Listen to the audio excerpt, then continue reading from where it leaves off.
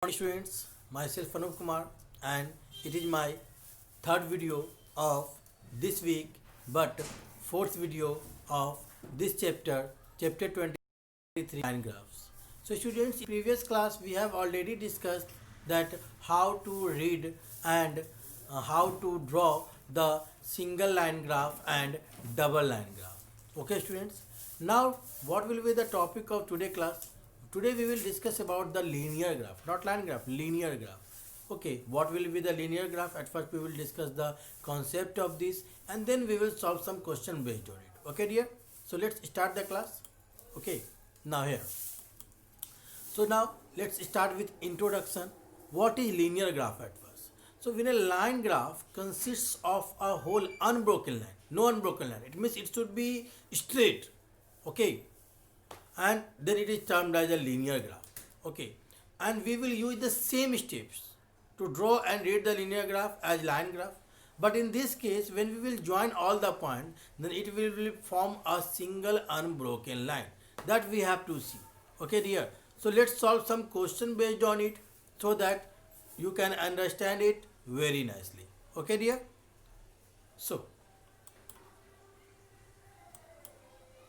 the first question: the following table gives the distance traveled by a car at various time intervals. It means it is again the distance time graph.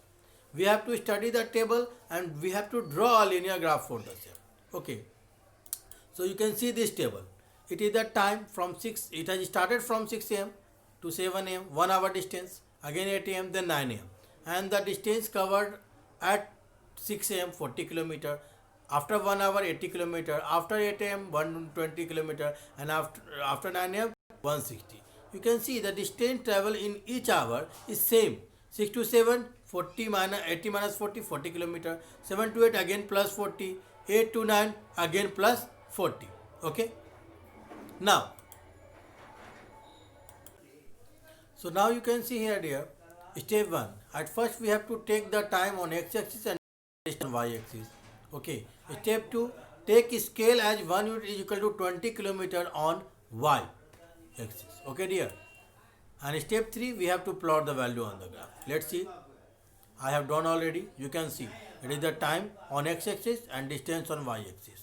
Okay, you can see that we have take scale as 1 unit equals to 20 kilometer. You can see 1 unit here, this distance 20 kilometer, again 20, again 20, same, and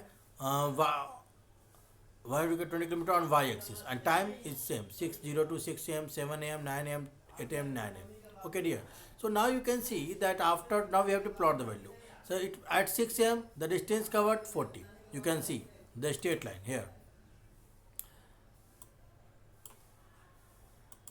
Okay, you can see here this line, 6 am 40 kilometer, 7 am 80 kilometer, 9 am 120, 8 am 120, 9 am 160. Done. So this is the distance time. You can see the line. When we will join all the line, it is the unbroken line. It means it so that it is the linear graph, straight line. Okay dear, now we have to solve some question based on it. Let's see dear,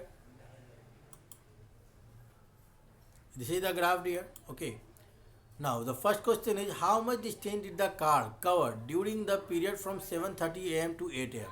Okay, you can see 7:30 here. Okay, so here it means half, it between 7 to 8, so half of 8 and 120, it is 100. Okay, so it has started from 7:30 100 and 8 am 120. It means total cover distance 120 minus 100, 20 kilometer. So distance covered will be 20 kilometer. Now what was the time when the car had covered distance of 100 kilometer since its start? Okay, so it has started from 0 and now we have to see the distance 100 kilometer. So 100 kilometer here, so you can see the line here, so at 7:30. So we can say that required time when car reach 100 kilometer from start is 7:30 am. Now how much distance had the car covered by 8:30 am? How much distance? So at 8:30 am, this you can see here, it means here 140. So 140 kilometer. Okay, till 8:30 he has covered total 140 kilometer distance. So the distance covered by the car by 8:30 am 140 kilometer. I hope that you all have understood that how to read the graph. Now, so student, let's see the next question. The following is the conversion graph of temperature in degrees Celsius and degree Fahrenheit. Conversion graph means what, dear?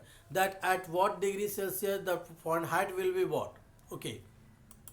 So we have to use the graph to answer the question given below. This is the graph, dear. You can see that it is the temperature on x-axis and temperature in degree Celsius on x-axis and temperature in degree Fahrenheit on y-axis. Okay, you can see, and the duration of the degree Celsius is 0 to 20, same on x-axis and y-axis, same. 2 unit equals to 20 degrees Celsius and 2 unit equals to 20 degree Fahrenheit. Okay, dear. Now we have to solve some question. First question: convert 140 degree Fahrenheit to degree Celsius. Okay. So now students, you can see, first convert 140 degree Fahrenheit to degree Celsius. 140 degree Fahrenheit. So 140 degree Fahrenheit means what? Wait first. Yes. 140 degree Fahrenheit means 140 here. You can see this line. It touches at Q. Then we have to see on y-axis, on x-axis. It is going up to 60 at R. Okay.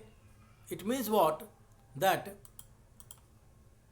the draw PQ parallel OX I have drawn. Then QR perpendicular on OX, okay, at R, it touches R. So clearly R represents 60 degrees Celsius. It means what? That 140 degree Fahrenheit will be equal to 60 degree Celsius. Okay, dear? There is no need to apply the formula. Directly we can see the graph and we can say the answer. Now, convert 140 degree Fahrenheit to, 20 degrees Celsius to Fahrenheit. It is written now. Now, so draw DE parallel OY. Okay, you can see we have to draw DE parallel to OY. Okay, and then EF perpendicular on OY. Then you can see clearly F represents this point. You can see this represents the Fahrenheit. So at 20, then it will be 60 at 68 degrees Celsius, 68 degree Fahrenheit. Okay, students. So I hope that you all have understood. Okay. Now, question number 3. Okay, dear. So explain the situation represented by the following distance time graphs. Okay. This is the situation, dear. Okay. You can see A, B, and C. Distance time graph, distance time graph, distance time graph. You can see that this shows what? This shows the linear graph.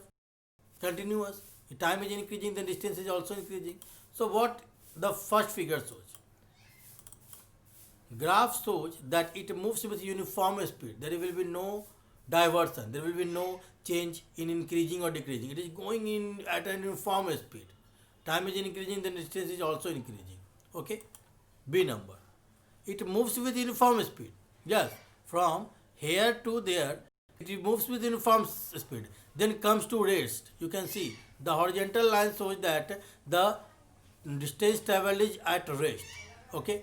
Third, it moves with non-uniform speed. The speed is changing every second. Every second or every time, you can see the curved line. The curved line shows that time is, and it moves with non-uniform speed and then slowly come to rest. You can see now horizontal line. So slowly comes to rest. So these three situation represents this here. Okay, dear. So I hope that you have understood. Okay. Now students, you have to do some assignment work at your home. In RSR Bal book, you have to solve exercise 23, question number 15, 16, 18 and 25 only in graph copy with pencil. So thank you, dear.